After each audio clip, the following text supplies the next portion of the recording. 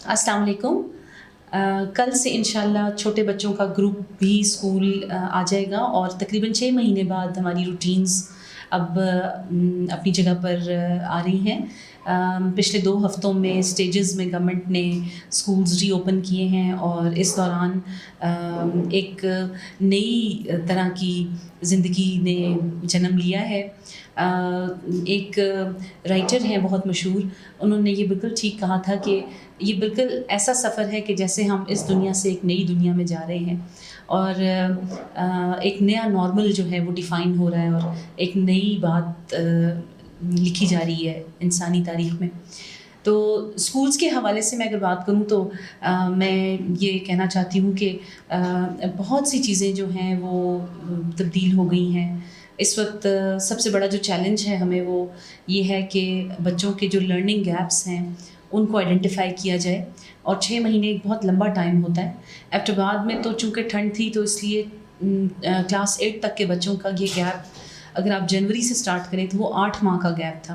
तो ये एक बहुत लंबा टाइम होता है और इस दौरान अगरचे के असातिज़ा के साथ बच्चे अपने राब्तों में रहे हैं, लेकिन फिर भी बाकायदा स्कूल के माहौल में जिस तरह से तालीम व तरबियत का सिलसिला जारी रखा जाता है वो चीज़ें नहीं थी। अब बच्चे जब वापस आए हैं तो सबसे बड़ा चैलेंज हमारे लिए यही है कि हम कैसे इनके लर्निंग गैप्स जो हैं उनको ख़त्म करें। उसके लिए डायग्नोस्टिक टेस्टिंग हो रही है आजकल हमारी क्लासेस में और हम एक करिकुलम आउटलाइन बना रहे हैं कि कौन से ऐसे अहम तरीन कोर टॉपिक्स हैं कोर सब्जेक्ट्स के जिनको कि हमने इस शॉर्ट टाइम में अभी बच्चों को करवाना है ताकि इनकी जब प्रमोशन हो अगली क्लासेस में तो ये एक लिंक बच्चों का बरकरार रहे और बच्चे जो हैं वो अगली क्लास में इस काबिल हों कि वो आसानी से चीज़ों को सीखने का अमल जो है वो जारी रख सकें। स्कूल में जो SOPs हैं ये भी एक नया एक्सपीरियंस है। छोटे बच्चों के लिए हम बहुत ज़्यादा वरीड हैं क्योंकि उनको एक दूसरे से दूर रखना एक बहुत मुश्किल काम है। बच्चे जो हैं वो खेलने में और एक दूसरे से चीज़ें शेयर करना उनकी आदत होती है ये। इंशाल्लाह क्लास 5 से नीचे बच्चे भी आएंगे और हमने पेरेंट्स की भी मदद ली है इसमें, टीचर्स की ट्रेनिंग्स करवाई हैं और डायरेक्टरेट ऑफ करिकुलम ने जो गवर्नमेंट स्कूल्स के टीचर्स के लिए मैनुअल्स बनाए थे वो हमने भी यूज़ किए हैं और अपने तमाम स्टाफ को, टीचिंग स्टाफ को भी और सपोर्ट स्टाफ को भी ट्रेन किया है। एक अच्छी बात यह है कि सफाई के स्टैंडर्ड्स यकीनन इम्प्रूव हुए हैं और तमाम स्कूल्स में ही इम्प्रूव हुए होंगे। हमारे स्कूल में भी बहुत इम्प्रूवमेंट आई है सफाई के स्टैंडर्ड्स में। तो कोरोना की जहाँ पर बहुत सारी अगर ऐसी चीज़ें हैं जिन्होंने हमें परेशान किया, लेकिन यकीनन ये एक अच्छी चीज़ है कि हाइजीन के बारे में सब अब बहुत केयरफुल हैं और हाथ धोते हैं और बहुत एहतियात से चीज़ों को जो है वो साफ़ किया जाता है। एक और मैं जो एस्पेक्ट इसका यहाँ पर जिसका जिक्र करना चाहूँगी वो ये है कि कोरोना ने एजुकेशन में एक अपॉर्चुनिटी भी क्रिएट की है। हम लोग पहले मॉडर्न एज में बहुत लंबे अरसे से वर्चुअल स्कूल के बारे में बहुत कॉन्शियस थे और हम काम कर रहे थे उसके ऊपर कि हम वर्चुअल स्कूल क्रिएट करें और बच्चों के पास ये सहूलत हो कि वो कुछ चीज़ें जो हैं वो घरों पर जाकर अपने फ्री टाइम में वीडियोज़ उसकी देख सकें और इंटरनेट की मदद से वो लर्निंग को कंसोलिडेट कर सकें। तो ये काम शायद आम दिनों में उस तरह से नहीं हुआ जिस तरह कि ये कोरोना के दौरान हुआ है। और अल्हम्दुलिल्लाह 12 मार्च को जब स्कूल्स बंद हुए उस वक्त 2 हफ्ते के लिए बंद हुए थे तो ऑलरेडी हमारे स्कूल में आप समझें कि ग्राउंड वर्क हुआ था। बहुत सारी क्लासेस के व्हाट्सएप ग्रुप्स जो थे वो बने हुए थे, यूट्यूब चैनल था हमारा बहुत एक्टिव, जो फेसबुक है स्कूल का वो बहुत एक्टिव था। तो इन चीज़ों ने यकीनन हमें मदद दी। और फिर जिस चीज़ ने बहुत एक अहम रोल प्ले किया वो ये था कि हमारा जो विज़न था हम उसके बारे में बिल्कुल क्लियर थे कि हर बच्चा जो है वो स्कूल की ज़िम्मेदारी है और हर बच्चे की लर्निंग इंश्योर करना जो है वो स्कूल की ज़िम्मेदारी है।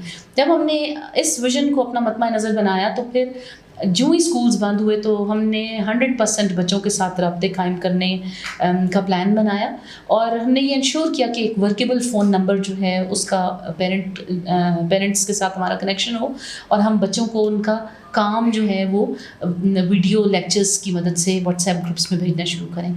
तो यहाँ से ये स्टार्टिंग पॉइंट था और फिर इसमें इम्प्रूवमेंट आती रही और बहुत सी और टेक्नोलॉजीज़ जो हैं वो आती रहीं और अल्टीमेटली हमने माइक्रोसॉफ्ट 365 की सर्टिफिकेशन ली और स्कूल वाइड हमने ट्रेनिंग कराई। तो इतनी बड़ी ट्रेनिंग शायद हमारी कभी रेगुलर सेशन में नहीं हुई जितनी अभी हुई है और تمام ٹیچرز جو ہیں وہ اب بہت سارے نئے پروگرامز جو ہیں وہ سیکھ چکے ہیں. کانسیپٹس یونیورسٹی سے بھی ہم نے مدد لی اور انہوں نے بھی ہمارے ٹیچرز کی ہیلپ کی. اور میں سمجھتی ہوں کہ جب آپ ایک کام کرنا شروع کرتے ہیں تو خود بخود اللہ تعالیٰ راستے کھولتا ہے.